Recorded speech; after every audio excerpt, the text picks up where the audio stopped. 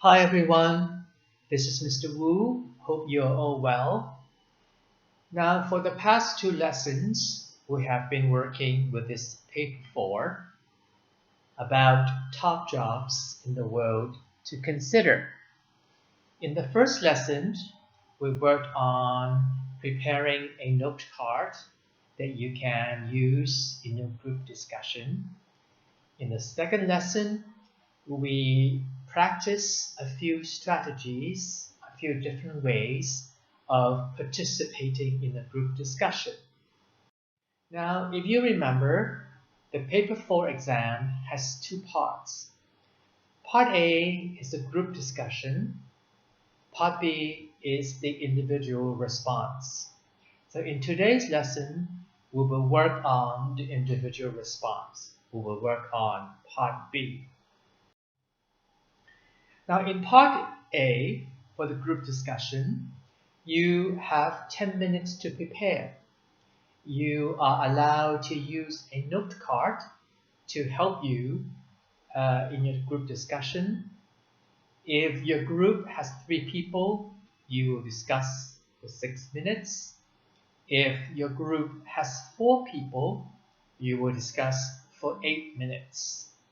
And in your discussion, you are supposed to talk about a topic for a reason, for a special reason, for a purpose. So that is part A. Now part B, the individual response part, or the IR, you have to answer a question from the examiner, from the teacher, and you have to do it in 1 minute.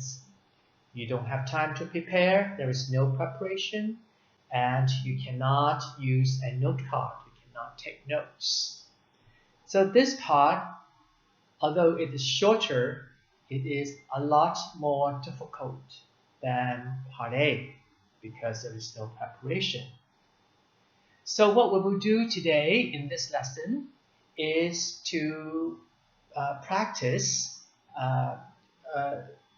to give an answer, to answer the question in the individual response. We will practice how to give an organized answer in the IR. Let's take this question as an example. All right, I will use these questions to show you how you can prepare and give in an organized answer. So let's suppose, for example, the question is, what job is right for you? What job is right for you? Okay, if the examiner asks you this question, how should you answer this? What should you do? And what should you say? Now make sure that before speaking, before you answer the question, you understand clearly what the question is about, what the examiner is asking you. Oftentimes in our classroom practice or in examination, students give an answer that did not match the question. That tells me that the students really did not understand the question. So make sure you understand the question first before you give an answer. And what if you don't? What if you're not sure? You can ask the examiner to repeat the question, or you can ask some questions to ask the examiner to make the question clearer, or make sure you understand what the question is about before you give an answer. Now, when you give your answer, when you organize your answer, there are a few steps that you should take. And here are the steps to organize your answer. First, you should start by saying thank you. And then you make the topic of your answer clear, because that would mean that you understand the examiner's question correctly. You give your answer and then you explain your answer. You give the examiner your reason why you choose this answer. And to make sure that you talk for 1 minute, you have to add more information. For example, you can give examples. You can talk about your own experience. Right? Make sure you talk for 1 minute. And then you conclude and finish on time. So these are the 5 steps that you should take. The first step is to say thank you. Okay, what can you do? What should you say? Simply, thank you for the question. Or you can say, thank you for your question. The next step is to make the topic or your answer clear. Now remember, the question that the examiner asked you was, what job is right for you? Okay, to make the topic clear, you can start with as for, about, or regarding. So you can say, as for the right job for me, it is. About the right job for me, it is. Regarding the right job for me, it is.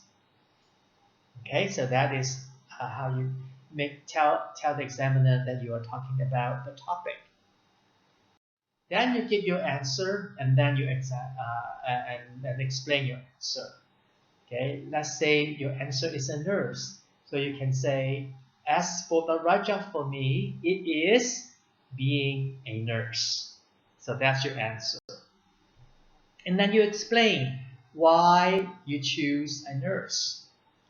I want to be a nurse because the job fits my personality and interests.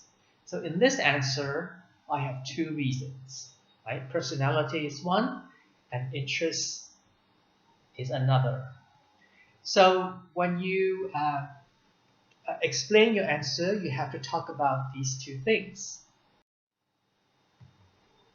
First, I am patient and caring.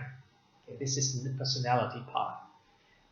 I often listen to my friends' problems and try to find solutions to help them. I think I can do the same for sick people. So that explains the personality part of your answer. Notice that I use the word first, right, to organize my idea. So this is my answer about personality. Next, I explain my answer about interests. Second, I am interested in helping people. I think it is important that sick people can become healthy again. When I was in primary school, I went to a center to chat with the elderly. I really enjoyed that experience. Notice here that I use second, right, to organize my answer and to tell the examiner that I am talking about a second reason. So you can use words like first, second, and then finally, right, to organize your different ideas. And then to make sure that you are talking for 1 minute, to make sure that you have enough ideas to talk for 1 minute, you have to add more information. You can give examples like I suggested, or you can talk about your own experiences. So here is an example. In addition, being a nurse sounds exciting. A nurse not only works in a hospital, they can work in schools too. They work with different groups of people and have different duties. So there is more explanation, there is more information about why you are interested in being a nurse. Notice that I used in addition, okay, to tell the examiner that I am explaining more about my answer. And then you want to conclude and finish your answer. So, I really think being a nurse is the right job for me because of my personality and interests. So in your conclusion, you repeat again the reason for your answer, personality and interests. And then to finish, you can say, I hope I have made my choice clear. Thank you for your attention. Now, many students like to say that this is the end of my presentation. Now, here you're not really giving a presentation. You are answering a question. Okay, so a better way to finish your answer is to say thank you for your attention. So what I have given you here are the steps that you should take to give your answer and to organize your ideas and to finish on time. Now, when you speak, when you answer the question, it is also important to pay attention to grammar. You want to use good grammar because if your grammar is a problem, people are not going to understand your idea. The examiner will not be able to understand your ideas. So pay attention to parts of speech, verbs, nouns, adjectives, adverbs, and tenses. If you're talking about something that happened in the past, use past tense. If you're describing something, or talking about a habit, or talking about something that is always true, you want to use the present tense. If you are talking about something that will happen in the future, or something that you are going to do, you want to use the future tense. So pay attention to tenses. And you have 1 minute to give your answer, right? So it should not be too short. You should not stop at 30 seconds or 20 seconds. That's too short. You have to have enough ideas. You have to keep talking to make sure that your answer is about 1 minute long. Okay, so now it's time for you to practice. Here is a question for you to practice with.